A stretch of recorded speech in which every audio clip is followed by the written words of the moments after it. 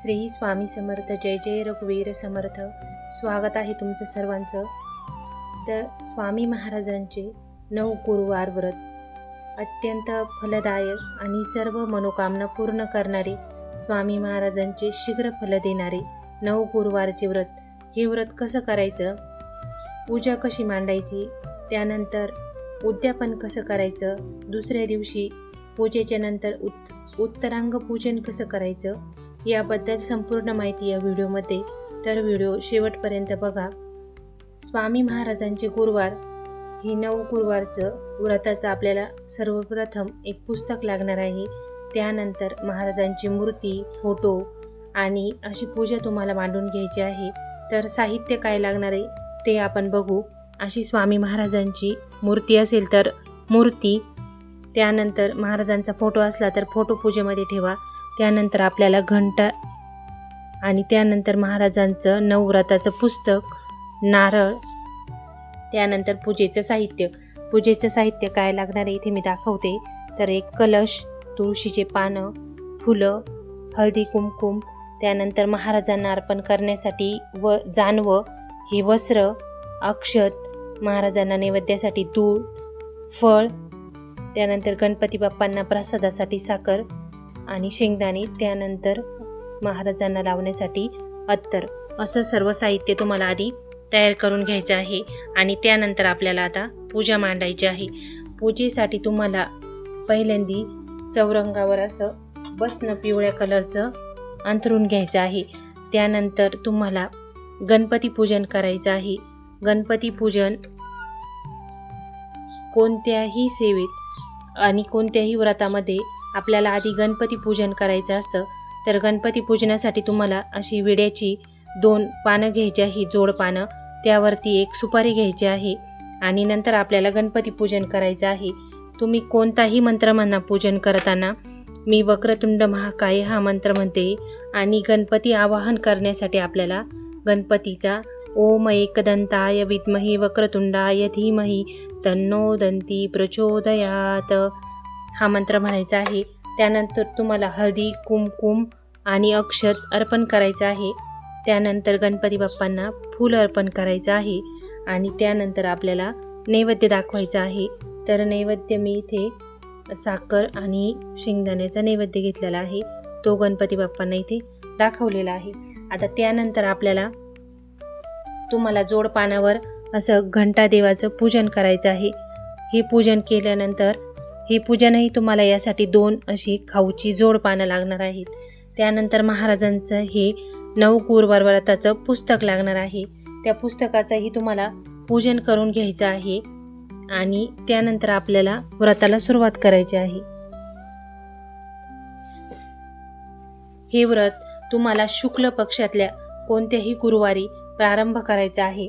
आणि हे व्रत 9 गुरुवार करताना तुम्हाला जर मध्ये कुठे गावाला जावं लागलं किंवा स्त्रियांच्या मासिक धर्मामुळे गॅप पडतो, तर हे व्रत तुम्ही नंतर पुन्हा 9 गुरुवार करायचं आहे. त्या गुरुवारी फक्त उपवास करायचा आणि नंतर आपले जेवढे संकल्पित गुरुवार आहे ते पूर्ण करायचे. त्यासाठी तुम्हाला विड्याच्या पानानंतर तुम्हाला लागणार आहे वडाचं पान. स्वामी महाराज हे शेषशायी होते. वडाच्या झाडाखाली महाराज बसायचे आणि महाराज सांगायचे की वड हे माझं मूळ स्थान आहे, त्यामुळे तुम्हाला अशी वडाची जोड पानं घ्यायची आहेत. वडाचीच पानं लागतात या व्रतासाठी. तर अशी जोड पानं घेतल्यानंतर याचा देठ, हा जो देठ आहे तो तुम्हाला भिंतीच्या बाजूला करायचा आहे. जिथून आपल्याला मूर्ती ठेवायची त्या ठिकाणी देठ तुम्हाला भिंतीच्या बाजूने करायचा आणि पाठीमागचा भाग असा ठेवायचा आहे. आणि त्यानंतर आता याच्यावरती तुम्हाला महाराजांची मूर्ती ठेवायची आहे. तुमच्याकडे जर मूर्ती असेल तर मूर्ती ठेवा, नाहीतर असं महाराजांचा फोटो ठेवला तरीही चालतो. आता माझ्याकडे मूर्ती आहे, मी मूर्ती ठेवते. त्यानंतर ह्या मूर्तीचीही तुम्हाला पूजा करून घ्यायची आहे. मी मूर्तीवर अभिषेक हा आधीच केलेला होता, आता मी फक्त पूजन करत आहे. तर हे पूजन झाल्यानंतर आपल्याला व्रत कसं करायचं आणि संकल्प कसा सोडायचा याबद्दल संपूर्ण माहिती. तर तुम्हाला या दिवशी पूजेमध्ये 2 किंवा 1 नारळ ठेवायचा आहे. नारळ कशासाठी, तर आपलं कार्य पूर्ण होण्यासाठी श्रीफळ हे लागतं. तर नारळ ठेवायचं, 2 नारळ ठेवायचे असतात. एक नारळ हे महाराजांना आणि दुसरं नारळ हे त्या दिवशी तुमच्या घरात जी कोणी सवासीण येईल त्या दिवशी तुम्हाला ते दुसरं नारळ जे आहे त्या नारळाने त्या स्त्रीची ओटी भरायची आहे. तर ओटी भरल्यानंतर ते नारळ दुसऱ्या दिवशी हे जे नारळ आहे ना ते आपण 9 गुरुवार असंच ठेवायचं आहे. आता या व्रताला सुरुवात कशी करायची, तर शुक्ल पक्षातल्या कोणत्याही गुरुवारपासून तुम्हाला हे व्रत चालू करायचं आहे. दुसरा यासाठी कोणताही नियम नाही. आणि यामध्ये तुम्ही खायचं काय आहे, तर फल आहार घ्यायचा आहे. मीठ या दिवशी तुम्हाला खायचं नाही आहे.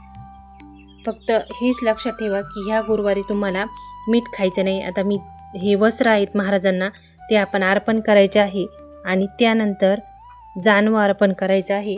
तर जानवं असं असतं, हे असं जानवं आहे, हेही महाराजांना इथे तुम्हाला वस्त्र अलंकार म्हणून अर्पण करायचं आहे.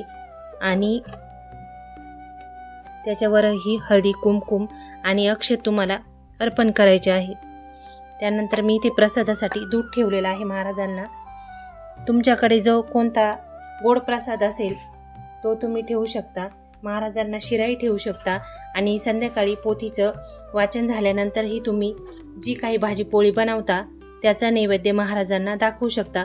अशी पूजा मांडल्यानंतर आता आपल्याला ग्रंथ वाचन करायचं. ते कसं करायचं तेही सांगते आणि आधी संकल्प कसा सोडायचा तेही सांगते. तुम्हाला अक्षत घ्यायच्या आहेत अशा, जर गंध मिश्रित अष्टगंध मिश्रित अक्षत असतील तर तशा घ्या किंवा अशा साध्या अक्षत घेतल्या तरीही चालेल. त्यामध्ये तुम्हाला एक फूल ठेवायचं आहे आणि थोडंसं पाणी घ्यायचं आहे. असं थोडंसं पाणी घ्यायचं आहे, थोडंसं पाणी आणि फूल घ्यायचं आहे. आणि त्यानंतर तुमचा संकल्प म्हणून ते पाणी तुम्हाला तामणात सोडायचं आहे. संकल्प करताना तुमचं नाव, कुल, गोत्र आणि आपण कोणत्या कार्यासाठी हे 9 गुरुवारचं व्रत करत आहे ते महाराजांना सांगायचं आहे. आणि प्रार्थना करायची आहे की स्वामी माझं ही 9 गुरुवारचे व्रत निर्विघ्न पूर्ण होऊ द्या आणि माझी जी कोणती इच्छा असेल ती पूर्ण होऊ द्या. महाराज तुमची इच्छा नक्की पूर्ण करतील.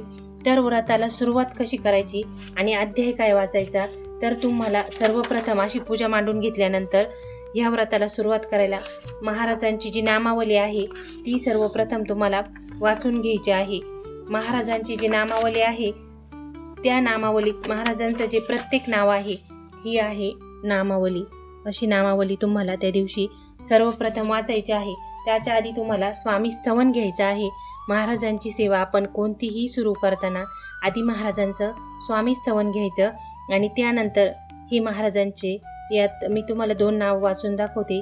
ओम श्री स्वामी समर्थाय नमः, ओम मूळ पुरुषाय नमः.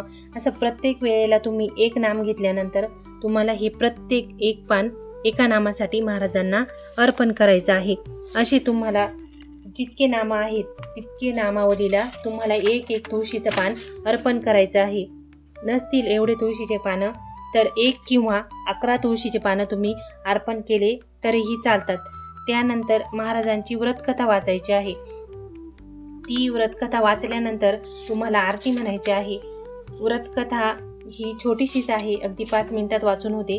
त्यानंतर तुम्हाला ही आरती दिलेली आहे ग्रंथात शेवट, ती आरती करायची आहे.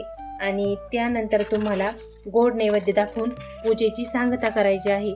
आता ह्या व्रताच्या दिवशी जर एकादशी आली, अमावास्या आली, पौर्णिमा आली, त्यानंतर तुम्हाला अडचण आली किंवा त्या दिवशी तुम्हाला पूर्ण उपवास असेल, जसं की गुरुवारच्या दिवशी प्रदोष व्रत आलं, एखाद्याला प्रदोष व्रत असलं तर त्या दिवशी ज्या काही अमावस्या, पौर्णिमा, प्रदोष व्रत येतं त्या दिवशी तुम्हाला हे फक्त व्रत करायचं आहे.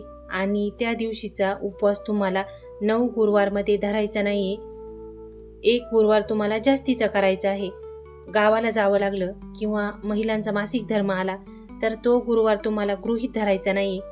जर महिलांचा दिवसभर उपवास करून झाला आणि ग्रंथ वाचन झालं आणि नंतर तुमचा मासिक धर्म आला तर तो गृहीत धरायचा. पण पूजा करण्याच्या आधी, ग्रंथ वाचनाच्या आधी जर त्या दिवशी मासिक धर्म आला तर तो गुरुवार तुम्हाला गृहीत धरायचा नाही आहे. फक्त उपवास करायचा आहे. उपवास मात्र करायचा फक्त गृहीत धरायचं नाही, एक गुरुवार तुम्हाला जास्तीचा करायचा आहे. आणि गावालाही जावं लागलं तर तुम्ही पूजा करून आणि नंतर गावाला जायचं. फक्त उपवास करायचा त्या दिवशी, महाराजांचं नामस्मरण करायचं आणि तोही उपवास तुम्हाला गृहीत धरायचा नाही. असे 9 गुरुवार होईपर्यंत तुम्हाला जर प्रत्येक कोणत्याही गुरुवारी अडचण आली तर तो गुरुवार फक्त गृहीत धरायचा नाही आणि नंतर बाकीचे तुम्हाला संकल्पित गुरुवार पूर्ण करायचे आहेत. आता ह्या गुरुवारचं पूजा तुम्ही अशी मांडून घेतल्यानंतर दुसऱ्या दिवशी तुम्हाला उद्यापन कसं करायचं आहे, उत्तरांग पूजन कसं करायचं आहे, तर हातात थोडेसे तुम्हाला तांदूळ घ्यायचे आहेत आणि एक मंत्र म्हणायचा आहे. तो मंत्र म्हटल्यानंतर तुम्हाला त्या अक्षदा त्या पूजेवरती टाकायच्या आहे आणि नंतर उत्तरांग पूजन करायचं आहे. नारळ तुम्ही 2 ठेवलेले असतात. एकाने नारळाने सवासणीची ओटी भरायची आहे आणि दुसरं जे नारळ आहे ना ते 9 गुरुवारपर्यंत तुम्हाला तसंच ठेवायचं आहे. 9 गुरुवार झाल्यानंतर त्याचं प्रसाद करून तुम्हाला घरातल्या प्रत्येक व्यक्तीला घ्यायचं आहे. त्यानंतर तुम्ही उद्यापन कसं करायचं तर 9, 5, 7 सवासणी किंवा छोटे मुलं बोलवून तुम्हाला गोडाचा नैवेद्य करून उद्यापन करायचं आहे. यासाठी उद्यापनासाठी विशेष असं काहीच नाही आहे. आता तांदूळ घेऊन तुम्हाला ज्या दिवशी दुसऱ्या दिवशी पूजा काढायची ना त्या दिवशी तुम्हाला थोड्याशा अक्षत हातात घ्यायच्या आहे. अशा अक्षत घ्यायच्या आणि मंत्र म्हणायचा आहे, यांतु देवगणा सर्वे पूजा मादाय प्रार्थिवम इष्टकामना सिद्धर्थम पुनरागमनायच. म्हणजे हा मंत्र यासाठी की आपण जी पूजा केली ती महाराज तुमच्या चरणी पोहोचलेली आहे. तुम्ही परत सर्व इष्टदेवांनी आपल्या पुढच्या कार्यासाठी पुन्हा आगमन करायचं आहे, असं या मंत्राचा अर्थ आहे. असा मंत्र म्हणून तुम्हाला नंतर ह्या सर्व पूजेवरती अक्षत टाकायचे आहे.